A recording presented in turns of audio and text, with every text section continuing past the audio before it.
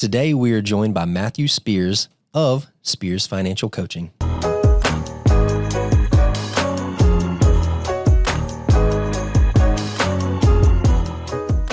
Hello, and welcome to the My Father Said podcast, where we discuss all things faith, finance, and family. I'm one of your hosts, Ryan. I'm both a father and a son. Hey, everybody. I'm Robert. I am Ryan's dad. And today, this guy in the middle, this will be the other one. This is the one that don't read our book. That would be me, Matthew Spears. Matthew, who is also a father and a son. And speaking of being a father, how old is your daughter? She turns 1 on Sunday. Turns 1 on Sunday. So by the time this podcast is approved by compliance and released, she will have probably just turned 1. That's right. That's good, That's right. man. That's right. So not to put you on the spot in front of everybody, but are y'all going to have any more kids? Ooh, yes. Don't know the number yet. But the plan is to have more. Yes, that's the plan. Yeah. Jessica will let you know what that she'll is. let me know. Right. Based on this first one, it was like, okay, let's re-examine how many. Right. But we want to have more than one. Yeah, more than one for sure. Cool. Mm-hmm. We or you? We. Oh, it's we. It's we, Robert. I notice you're saying this, and Jessica is not here today. That was by design. He did that on purpose. She's in spirit, not in flesh. She's in spirit, not in flesh. We are one. That's good. Well, cool. Well, thank you for hopping on with us. So for those of you who've been watching the podcast for a while, we actually had Matthew and Jessica on once before talking about their story of paying off $119,000 of debt in $117,000 in how many months? 15. In 15 months, $117,000 in 15 months. It was a wonderful podcast. We had a blast. Now, Matthew has turned that passion into a side hustle, another job, where he is the owner of Spears Financial Coaching. And so today we wanted to interview him all about that. Before we get into the podcast, Matthew, where can people learn more about you? Do you have a website or anything? Yeah. So you can find us on SpearsFinancialCoaching.com. So that's SpearsFinancialCoaching.com. On our website, you can look at our values, mission statement, our giving back. So we do things with March of Dimes, which I can talk about as well. Scholarship coming soon as well. So that's another benefit. The website is Spears Financial Coaching. Cool. All right. Another curveball that we did not prepare you for. Yeah. Where did you play basketball? Good question. Newberry College. Newberry College in Newberry, South Carolina. Yep. All right, man. My height doesn't say it, but play college basketball at Newberry College. Played all 4 years? 3 years. 3 years. Okay. Yeah. 4th year, realized I wasn't growing, right? 5'9". NBA was not, that was the goal, but it was out of sight. So that 4th year, I said, okay, what can I do to prepare for outside of life, right, for basketball, right? Mm-hmm. So what can I do to kind of get prepared for what is after the basketball environment? And I saw, okay, like I said, I'm not growing, right? That's another thing. Yeah. So I'm not 6'5", not 6'3". Muggsy Bogues played, but he's back in like the 80s and 90s maybe. So I think the shortest guy now is maybe 6'1", maybe, Steph Curry, roughly. Yeah. Chris Paul, 6 foot. Yeah. So Newberry College. That's good. Mm-hmm. That's good. So you admitted you don't have height on your side, so you weren't the big man, were you? Nah. What did you do? Were you point guard? Yeah, point guard. It was rough. So there were games I was playing against guys that were 7 foot, and I would look up and I'm sitting here like, how can I get this shot over this guy? So, it's safe to say it got blocked a couple of times. Sure, right, for sure. But yeah, when you play in sports like football, basketball, right? There's a difference in what height needs are for that sport. Mm-hmm. Basketball, you definitely have to have the height or the athleticism. Yeah, that's fair. I couldn't jump the highest, right? And I wasn't the tallest, so those two things made it a little bit tough. So, yeah, but Newberry College. Mm-hmm. That's cool. Yeah. Cool. Did you say what your major was in Newberry? Business. It was originally math. Oh my gosh. Yeah, it was math until I had one professor to calculus, and got a D. And at that moment I said, maybe math's not my thing. Let me try something different. Sure. And at that time I had a side business selling shoes. So Jordan shoes, right? So Jordans, Yeezys, all those things, I would sell those shoes. So I had the mindset of, well, I know business. I know how to take a shoe, look at the market value, try to make money off of it, and how I can continue to grow that. Made a good amount. And I figured, okay, let me go the business route. And that's what I finished with. You know, it's funny you said that about calculus. When I was in college, I had a calculus class that I went to, and I didn't know anything about calculus. Mm-hmm. And I remember I was probably in that class for the first week in the classroom. And the professor would stand up at the board and he would write out an equation, and he wouldn't even speak while he was writing the equation. He would just write it, and then he would turn around and stare at the classroom. And you don't know what's going on. I mean, it's a foreign language up there on that board. And I don't know what happened to me on this particular day, but I raised my hand. And I was sitting in the back of the class. I raised my hand, and I remember just as plain as I said, Mr. Green. Did you read our book? I said, Mr. Green, God rest his soul. He's passed on now. I said, Mr. Green, what does any of that have to do with showing me how to balance my checkbook? Oh, wow. And all Mr. Green did was look at me and point to the door. Wow. Wow. And I got kicked out of class. And what age was this? Was this 18, 19, somewhere in that area. Wow. And I mean, and to this day, I don't understand calculus. Right? But you can balance a checkbook. I can balance my checkbook. I can balance my checkbook. That's incredible. Wow. All right, Ryan, why don't we get on with this so that Matthew can tell everybody about his financial coaching enterprise and how that's going and what he sees, who needs it, who benefits from it, and all the good stuff from there, and things that Matthew would want to share with us as well. Yeah. So, first question, how did you get started in financial coaching? What made you want to do that? Yep. So it was, once we got out of debt, right? We talked about our story in our last podcast. A church member, right? We told him our story. He said, "How did you guys do that? What did you do?" Right? So I started to have some sessions with them, give them some guidance of, hey, here's what you can do. Here's some ways you can make extra income, cut your expenses, all those things. Let's use a budget. And I started to see it create value for that person, right? He started to get out of debt. He's pretty close now, actually. He has student loans, which is the biggest candle for the debt for him. Sure. But that was about 2 years ago, right? And I said, okay, let me see if there's something there, right? Continue to nourish this relationship, see what happens from it, right? So I was the first person. Second person, same thing. I'm like, okay, maybe there's something there, right? Third person, same thing. I'm like, okay, wait a minute. There's a trend happening. And then the key thing, I had a talk with Prisma Health back in January of this year. Okay. And that was just a talk about just financial literacy, right? How do you balance a budget? How do you manage your income, your expenses, health insurance, all those things, right? And there was probably 20 families on there. And in that call, I saw it was very easy for me to communicate what I did, right? And a lot of people need that service. And I looked at how can I continue to give people wisdom and freedom opportunities by leveraging their money and using it wisely, right? Yeah. And on top of that, I looked at, from my perspective, faith is the key part of it first. The financial resources are just a resource. The source is first. It comes from God himself, right? And as I saw people get free financially, I saw their faith start to grow, right? And I saw there's a trickle effect here. It's not just about money. It's about the entire ecosystem, what they're dealing with, right? So that it just kind of just built naturally, right? One person saw value and started to grow, and the next person saw value, started to grow, and just kept scaling from there. And I've been just seeing restoration in people's lives from just helping them in this one area of their life. That's cool, man.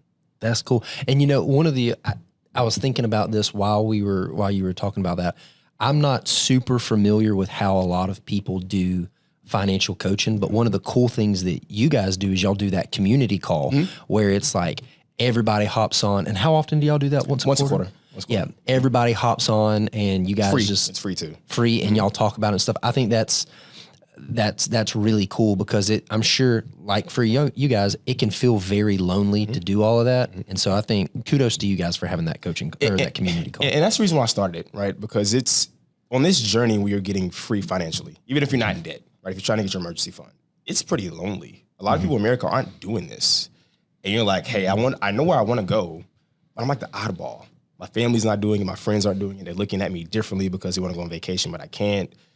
And you're like, I want to hit my goals, but if I do, I'm isolating myself. Yeah. So how do I get someone around me to give me some support? And that's the point of the community, where you have people that are on the same mind frame, same process, saying, hey, I'm in the same journey as you. Let's do this together. Yeah. Having a coach that's awesome, right? It's just no different than going to a gym. go to a gym, you have a fitness trainer, a fitness coach. They're helping you whenever you meet with them. When you leave them, you have to deal with you. Yeah. Right. Yeah. And it's cool to have some other friends or people around you say, hey, now that you're outside your coach, let's continue with this thing. I'm supporting you. I'm with you. And I'm doing the same thing as you are. Right. So that's the whole purpose behind it. That's good. That's cool. So everybody who has a platform, and you have a platform, right? You've got this belief that you have, and it's something that you believe in enough that you want to teach and share with other people. Right. What would you say is your overall philosophy when it comes to money management in the sense of the service you're providing? Yeah. What is your overall philosophy? When somebody's working with Matthew Spears, what is the foundational point that they know that Matthew's always going to be coming from, he's never going to deviate from? Yeah, I think it's layered, right? So I'll give you a couple of those layers. First, let's make sure you have all financial liabilities off the table, which means debts or anything that is at risk to your financial picture, right? Once we get that cleared out, let's make sure we have a vision and a strategy to help optimize your budget so you can use your money properly. All a budget is saying, hey, here's where my money's going. I have freedom to spend this amount, and I can see it, and I know I'm not going over my income that allows, right? The third layer, and I said earlier, is faith. Everything that I base my business off of for coaching is all about your faith lens, right? Are you being a steward of what you've been given? If you are saying, hey, yep, I got $10,000 this month for my job, but you can't tell me where you spent $5,000, that's a problem. Because if you don't know what you spent, then you can't grow what you spent, right? So example, right? I used to be a big guy that I used to love going to Jason's Deli. They shut it down, the one on Harbison. I didn't know that. Yeah, I used to love Jason's Deli. Or my wife, Jessica, she's probably watching this. We used to go there all the time. She hated it, but I loved it, right? But the amount of money that I was spending there, if I wasn't tracking it, I could easily go into the red in my budget, right? So the whole goal, everybody has different journeys and different purposes in life. You may not want to be a millionaire, right? That's what you guys help with, right? But my purpose is about making sure you can see it, you can visualize it, and what you see and what you track gets managed, and you can optimize it and make sure it's taken care of. So my main goals are, let's make sure we're debt-free. Let's make sure we have a vision and a strategy, your budget. And let's also make sure we keep faith first, right?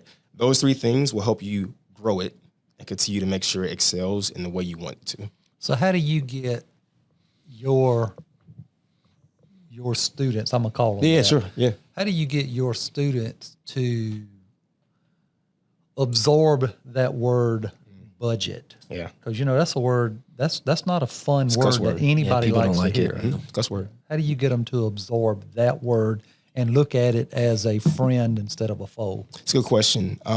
What I start with first is asking the question, what did you learn about budgeting? Where did you learn how to manage money? Did you learn from family, friends, dysfunctional people? Let's start there first before we get to budget, right? Who taught you how to manage your finances? And are they managing it well? Okay. If they're not, right, what did Einstein say, right? Doing something over and over again is definition of insanity. right. Yeah. So if you want to do something different, you have to do something different. So what I often say to them is, where did you learn it from? When I say the word budget, what comes to mind? And then why, right? If you think about where you want to go, if I go to the gym and I want to drop 10 pounds, the trainer may say, manage your macros, manage your protein and your carb intake, right? Manage it. See what you're doing for all these different metrics. Why is your money any different? Yeah. Your money should be the exact same. So what I start with first is helping them understand, hey, your mindset, how you view money came from somewhere. The second thing is, okay, a budget, let's change the verbiage. I often call it, instead of a budget, a financial vision. What is your financial vision? And that financial vision word starts to kind of change the mindset to where now budget's not a cuss word. It's really more something that gives them freedom to help guide their decisions. Yeah. So how do you deal with the individual who comes to you and you reintroduce that cuss word to them, the budget? You reintroduce that to them, and you can see on their face, that's not going to be a very good student. Yeah. You have to know when to stay and when to gracefully let someone go. Everyone's not going to take coaching well. Yeah. Right. This is just part of life. Right. So what you're saying is you can't help everybody. You can't. Yeah. You have to be okay with that. Yeah. You can't force a person to read a book. If you're watching this on YouTube, don't look at my face, right? Just listen to my voice. Oh, we would ask.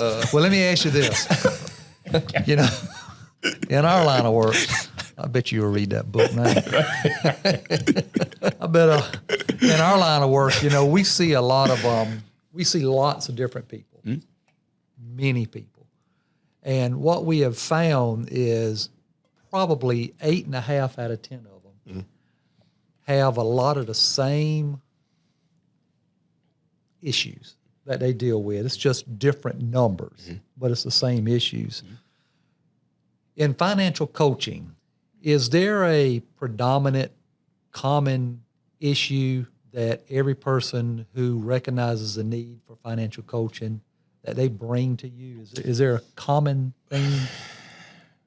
There's a couple.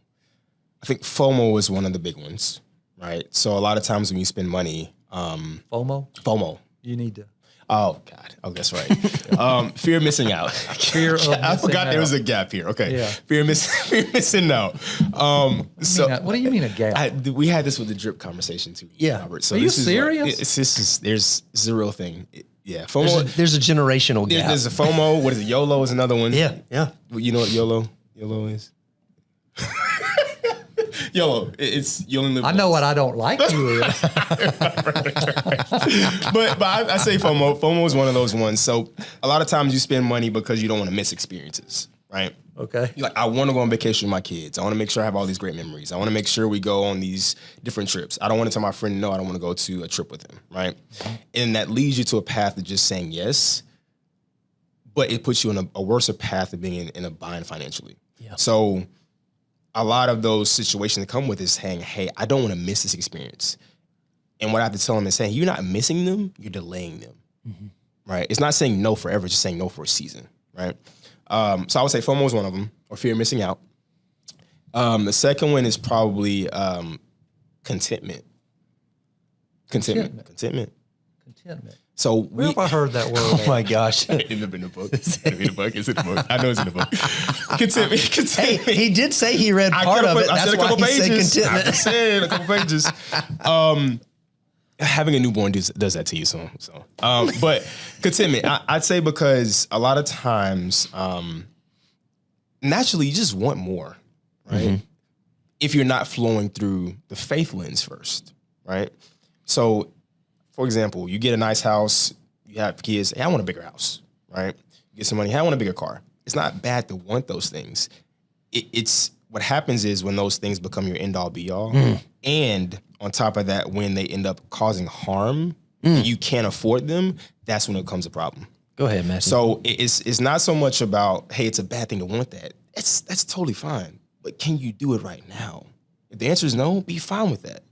And the problem a lot of times is saying no is one of the hardest things that we can do as humans. Saying no. Yeah. So what is the, and I know we're going off script now, No, but that's fine. your answers are creating questions for me.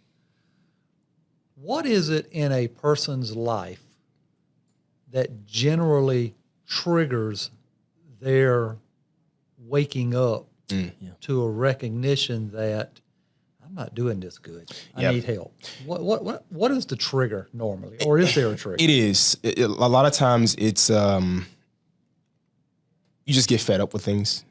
Right? I'm a big Dave Ramsey fan. Right? It talks about I've had it moment. That's the moment I've had living like this. Right? So a lot of times you have that I have it moment is one of those things, or you see somebody else doing something and you ask them questions. Right? Kind of like me and Jessica.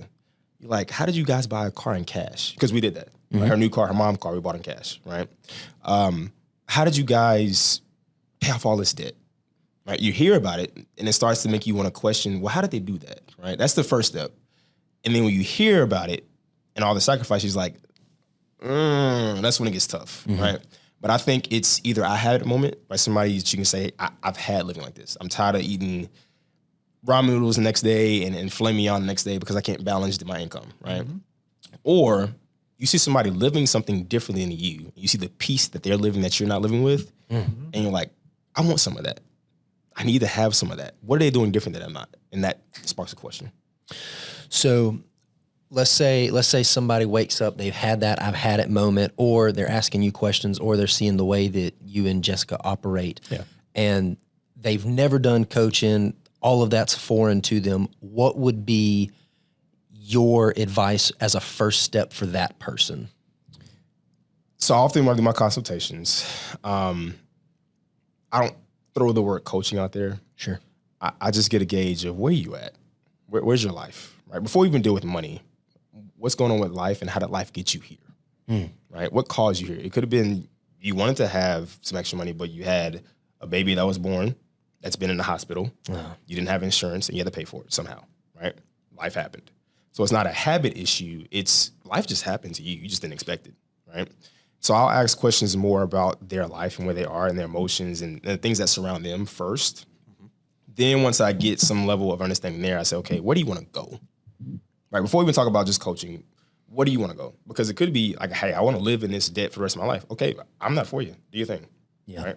So I'll ask that next question, say, hey, if me and you can align on where you want to go and I can help you get there, that's when we can start talking about a strategy. Right?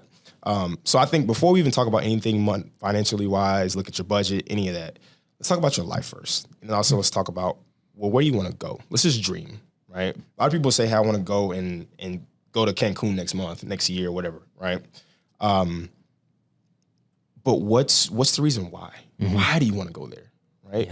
Are you doing that because you saw it on Instagram or TikTok, or you really want to go because you want to have a good time with your friends and family? If that's the case, you can do that in Myrtle Beach. Let's plan around that, right? Let's think about how you can put your money in line to where now you're sacrificing Cancun for Myrtle Beach and putting yourself in a tougher situation. So that's what I usually take. It's just, where's your life? And then also asking more questions about where your vision is and where you want to go. So if I'm picking up everything correctly, a lot of your coaching from the beginning through the process and to the end, you're asking them a whole lot of questions. That's, Dad, you might know it off the top of your head. The questions a man asks brings forth the deep waters of their heart or something like that. You know, Scott, can you look that Bible verse up? Yep. Pause. Scott's looking up a Bible verse.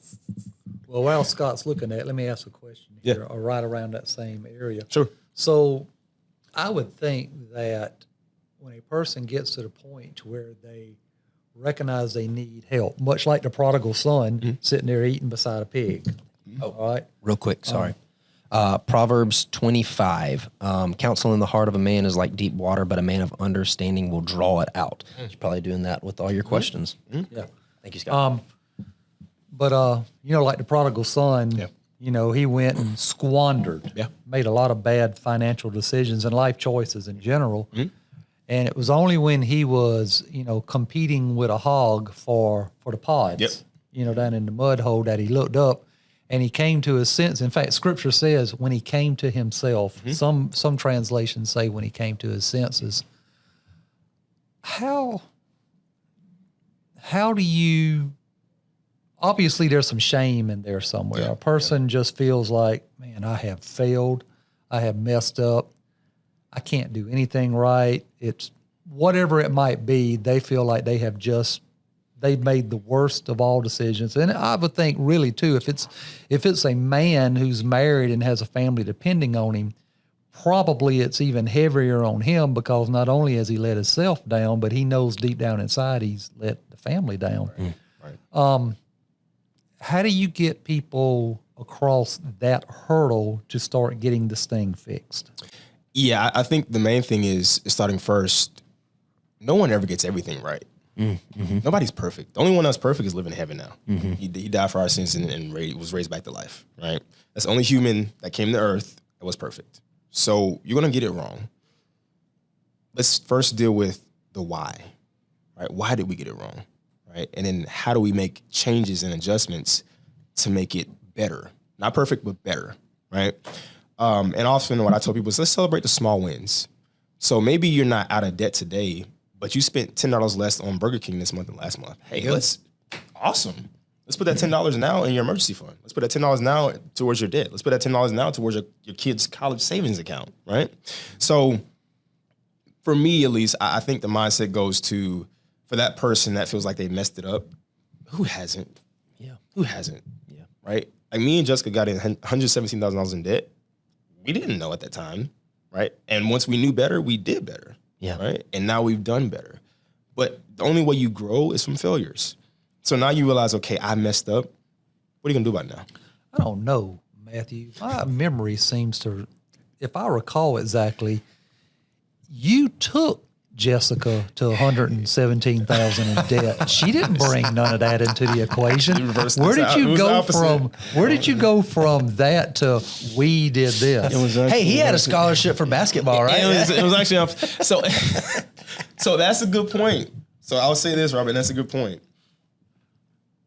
And here's another thing. I think, especially as married couples, what I often have to tell them is, it's not yours and mine, it's ours. That's a big conversation in the beginning. Mm-hmm. Because a lot of times you see couples, well, I manage my money and she does hers or he does his. What happens is now you're pulling one's in one direction, another one's another direction. Let's get aligned here, equally yoked. Yeah. Mm-hmm. Let's get equally yoked in one direction here. But you say that, and that's why I just kind of mentioned that, because that's even a conversation with married couples that's I've had often is, hey, let's talk about how we can come together on one goal. And once you become aligned, the sky's the limit. Yeah. Sky's the limit. Here's another question. So you're working with individuals, you're working with couples. Yeah. Have you seen anything that is, a daily habit, monthly habit, yearly habit that is either detrimental to their success or just really, really beneficial to their financial situation? I'll start with the benefit first. Okay. I think the benefit is couples that talk about finances often make strides in the right direction. Okay. Right. Meaning if you have a monthly, quarterly, whatever, it could be I call it your coaching or not coaching, but your family financial conversation where we sit down and we talk about, here's the plan over the next quarter, next month of what we expect to have our finances. Right. Kids' birthdays next month, mom's birthdays next month, whatever, right? I think those couples that I've seen that have talked about it, you see there's some type of synergy there. And as a coach, you really don't have to do a lot. You say, hey, let's optimize this, manage it. Let's look at our budgets. Are really thinking about things properly. Like, for example, groceries, right? You can easily spend $500, $600 in a grocery store. Yeah. Lay's potato chips are incredible. Right? Pork rinds, oh my gosh, right? People, like, these are real things. And marketing, it's a real thing in a grocery store, right? That's why they put chips on the end of the aisles to get you to want to buy these things. So I would say one of those benefits for those couples is once they start talking about finances, the light bulb clicks. That's awesome. The drawback, there's often one person that's a saver and one person that's a spender, right? You guys know me and Jessica, right? Not saying anything, but That'd be wise. Not saying anything. So there's going to be a natural conflict there. And you got to be able to have that conflict and that conversation and be okay with it and then find a way to move forward. Mm-hmm. Sometimes couples just don't want to have that conversation because they know it's going to be conflict involved. Yeah. So if you stay in that conflict and not address it, you stay stuck in your situation, right? So you have to be able to say, okay, I know this is going to hurt. It's going to be very hard to have this conversation with my wife, but I have to have it. Yeah. If I don't, I'm contributing to our dysfunction, right? So somebody has to step out and say, hey, this is enough. So I would say that's one of the drawbacks is couples that don't want to have that hard conversation, you don't see the growth. Yeah. And that's with anything. Finance, we're talking about finances, but that's with kids. Mm-hmm. That's with how do we take care of parents that are aging, right? Because I know Robert's getting. I didn't say anything. But it's the same premise no matter what you talk about, Robert. I love you. It's the same premise with everything. It's finances. It's just a resource. It's if you learn to deal well with your finances and how to have hard conversations with that, you just go to the next season. It's the same thing, right? daycare, kids, how do we pay for their college? I want to go back to school. How do we pay for that? It's the same thing, right? It's just a different resource that you're talking about. It's finances. I got you. Okay. Switching gears here a little bit. What is or not even necessarily what, but is there a piece of like common financial advice that you see touted all the time that is just not accurate? You disagree with it? Oh yeah. Student loans. When Joe was in office, there was a big thing about student loan forgiveness. Well, Joe is going to forgive my student loans. I pray he does. I hope he does. And I actually know some people that have benefited from that, right? They got student loans paid off. Like I roughly like 80, 90,000. Well, okay. Beautiful, right? It's a rare thing. So you have to take control of your life, right? And you have to take control of where you are. You got here, right? You may have not known when you signed those papers for student loans that it was 90,000, you had to pay it back. Sure, right? But you're here now. So I would say one misconception is student loans, it'll take care of itself.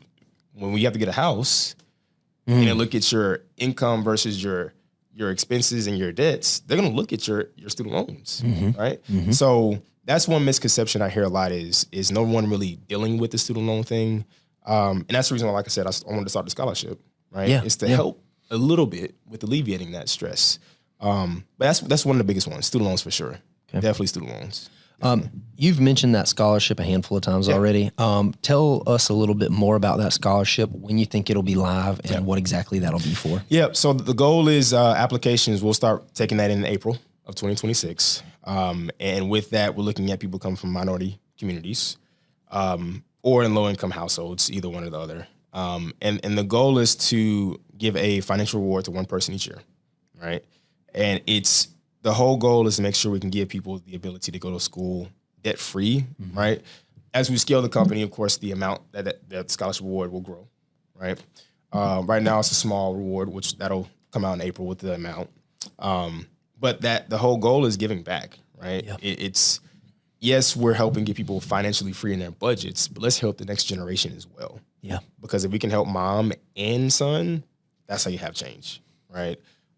So that's the goal. Is what the scholarship is. It's not so much about getting somebody's whole education paid off. I still want you to have some hunger to go find ways to make up the extra money to pay for school. Sure. Right? Yeah. Maybe work a side job while you're in school, right? When I was in the off season for basketball, I worked at Dollar General in off season in Newberry, which is an experience in itself.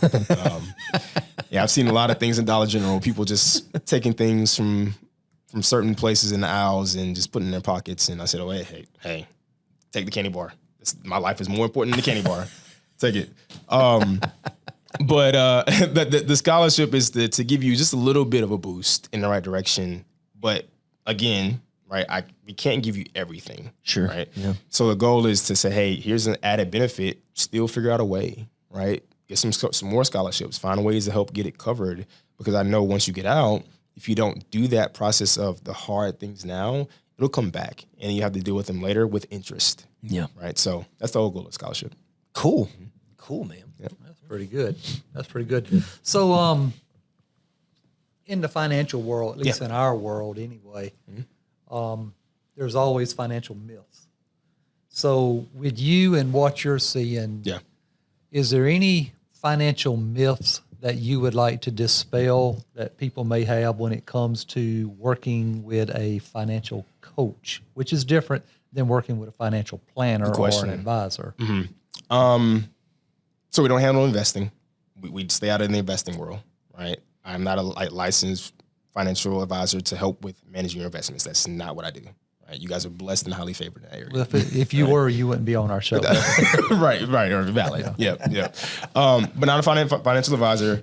And there's the key thing I often tell people is the difference is a financial coach is no different than you going to a gym and you having a trainer that is helping you get in shape physically, right? Or going to a counselor to help you with your mental health, right? I'm helping you in the area of your finances, helping you remain wholesome and whole and making sure you have a good strategy and plan in place to make sure you're successful. So practical things is budgeting, Make sure you have a budget. Make sure you can follow that budget. Make sure you know how to update that budget, and also provide accountability to say, hey, we're leaning towards the wrong direction. Let's get back in line with what you said, right? The whole goal for me is I don't want to push my goals for you on you. I want you to say your goals, and we hold yourself accountable to your goals you said, okay?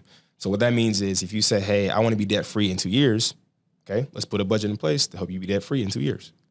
And then when you start making decisions that gets you outside the 2-year goal, that's when I raise my hand and say, hey, what happened here? Mm-hmm.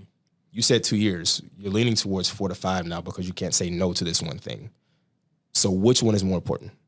You saying yes to this trip or you hitting your goal in 2 years? Because either or is fine with me, right? But I want to make sure you understand what you said and we have accountability there. Yeah. Would you say from your position that is a corrective conversation or is it a confrontational conversation? It depends on the heart you do it with. So the heart you do it with and the person you are talking to, that's why the relational part matters, right? You can't say the same thing to different people and expect them to receive it all the same. They will receive it completely different, right? So if I say, hey, Robert, you need to stop paying off these loans and now go on this trip on this vacation because you got out of debt, that's going to be received differently than Ryan, right? Because you guys are two different people. So depending on the person, I have to understand how I communicate it and how it be received. And that only happens through time. So I don't know if that answers your question, but it just kind of depends on who you're talking to, right? And the approach and the heart you do it with. And the reason why I say the heart is because I always do it from a lens of love, through faith first. Yeah. Now, if you've got a married couple, Yeah. or if the person coming to you is married, do you insist that the spouse participate? Oh, yeah. Now, what happens if the spouse does not want to participate? We can't do it then. Really? Okay. Can't do it. Okay. All right. That goes back to what I said. It's you guys got to be together. Yeah. And we can have a conversation together if that spouse does not want to be involved and say, hey, why don't you want to be involved? Your spouse wants to do this and you don't. What's the reason why? And if we can't reach a commonality there, I may refer them to maybe a counselor to help with marriage counseling. Because I can see, hey, you guys aren't yoked in this area. This is going to probably lay over in some other areas of your marriage if we don't solve this. But that's the reason why you have to have alignment together as a couple. So if one person's not there, I'm not doing it. I can't. Yeah, that's cool, man. Can't do it. Yeah. All right. Well, now you mentioned earlier, and I'm going to say this, not exactly correct, but you mentioned earlier about couples not being in the same page, in the same hymnal. Right. I guess use my words. How can families talk about their money issues without it becoming a conflict? Oh, these are some good questions. If you read our book, you would have found it. Little did you know all of these questions are in the book. Oh my goodness. How prepared you would have been. Right, I love Robert. Not enough to read my book. Oh my goodness. I'd say this. In the first stages of it, there's going to be conflict. It's expected. Me and Jessica had conflict because, like I said, one person views money one way and you look at it the other, right? One person, maybe the saver, one's the spender. So you won't be aligned. Now, in a perfect world, you guys view it the same. That's awesome, right? But 9 times out of 10, it's going to be conflict. Are you okay with dealing with the conflict in the short term to reap the long-term benefits of pursuing the hard things that come from having that conflict conversation? This is going to be conflict there. But from that conflict, there's going to be some change. You have to pursue that change. And if conflict comes up, let's deal with the conflict and continue to pursue the change. Yeah. I gotcha. That's really good too. You know, if you can learn early on as a married couple to deal with conflict, that's going to help you with other areas later on. Because, like, you know, you could just leave this finance stuff alone, never be on the same page for your whole marriage, and then something else comes up and you didn't have that conflict resolution skill early on. That's going to manifest itself in any other number of things. So, no, that's good, man. Yep. It's one of those things where, I mean, as humans, I don't think we like conflict. I don't like conflict, to be honest with you, right? But it's a part of how you build a healthy, sustainable relationship. A relationship without conflict you may have to ask, how deep was that relationship I had with that person? Yeah. Every relationship has to have conflict at some point because you won't always agree on everything. If you do, then is there a real relationship or is that just a yes man or yes woman, right? They won't agree on everything. But as we go through this life experience, we have conversations. I don't have to necessarily agree, but I have to listen. Sure. And I have to make sure I understand where you're coming from. And then once I get there, then we find a way, okay, I can maybe compromise on what I want to what's the best of what we want, right? And like I said, when you're in a relationship with someone when you're married, it's not about you. It's about you all, right, or us. Once you view it there first and what's the best for us, then it makes things a little bit easier. So that's the reason why you kind of have to fight your flesh a little bit and say, hey, I know what I want. I want to go to Cancun tomorrow, right? I want this Big Mac with the extra value fry, right? I got to have it, right? You notice how many times he uses Cancun? I don't know. Robert, I don't want to go to Cancun. You think perhaps he's sending Jessica a message that she has been disagreeing with? Y'all going to Cancun. Just saying. You stay in there, Jessica. Don't you let him bully you around. That's good, though. Y'all didn't expect to get marriage advice today, did you? So. Tell him to stay home and read a book. Oh, my God. This fucking... We'll talk after. We'll talk after. Well, I'm not an expert, so I just this is just based on personal experience. Sure. That's all I can do. I got you. Well, we've asked quite a few questions to try to fit in this podcast in a way to get you introduced to our listening audience. Sure. Because we know there's people in our listening audience that come to our podcast maybe not yet ready to enter into the investing world because they are still in the world that you're trying to help rectify and correct. Right. So we wanted to introduce you to our audience so they could meet you. Is there anything that we have not asked you that you want to put out here that you want our listeners to know about the service you provide or you personally or anything in between? Yeah, I think, and you both know our story very well. I think the main thing I want to get people to understand is hope is out there. Hope does exist. Where you're at today does not have to be where you are tomorrow. You have the ability to change that by your decisions that can start now. And the whole goal I'm here is to help you see, hey, hope is here. You know how hope is here? I can show you. I did it. I'm not telling you something that's a pie in the sky. I can tell you those times when I was crying in the car, right? Because I had to work 90, 100 hours that week doing Uber Eats and DoorDash in my full-time job, right? I could tell you the times that I wanted to go on a trip to Cancun that I couldn't go on because I was paying off my debts, right? I'm not going to tell you anything that I didn't have to do myself, but I can tell you if you do these things, oh my goodness, the amount of peace you have after cannot even explain what you go through, right? Financial peace. The amount of financial peace and just peace in general. Because I think once you have freedom financially, you start to have freedom of decisions in different areas of your life, right? Yeah. So I think it's the hope factor, man. And I think a lot of what we deal with in life, people just want to take our hope away. Say, hey, no, you deal with student loans. It's how it is what it is. I'll never be out of debt, right? You have options. Let's discuss those. Let's figure out what you can do to change it because you can change it, right? And that's what I look at first is let's give you hope. And I can give you hope because I found hope. Yeah. In a time when I was feeling hopeless. So that's what I would say. That's what I would say for sure. Well, good deal. Ryan, you got anything before we wrap it up? That's good. I've been excited about this for a while. We talked months ago about getting you on, so this has been great. Thank you for coming on. For those of you that are listening, if you're not sure exactly where you are, you don't know if you need financial coaching or you're ready to start in the investment world, feel free to reach out to either Matthew or ourselves. We'll point you in the right direction. If you are someone who knows that you need financial coaching, again, we'll have Matthew's information in there so you can reach out. If you're somebody that's on the tail end of coaching and you're looking at starting to build for tomorrow, build for the future, feel free to reach out to us here at the Templeton Group. And I'm going to beat Robert to the punch. If you haven't already, hey, why don't you let Matt talk about it? Why don't you let him? Ryan, continue your conversation, Ryan. I'm going to look directly in this area. Go ahead. So, believe it or not, a lot of the stuff that Matthew brought up, especially the word contentment, that is in our book, Financial Harmony, Personal Fulfillment. But Matt didn't know that. But Matt didn't know that. I knew the contentment part. I told you I read a couple pages. I said a couple. So, but if you guys want to learn more about, our philosophy and kind of Matthew's philosophy, feel free to check out our book. But with that, I'm Ryan. I'm Robert. This is Matthew. Thank you guys for joining us. We'll see you next time. Later.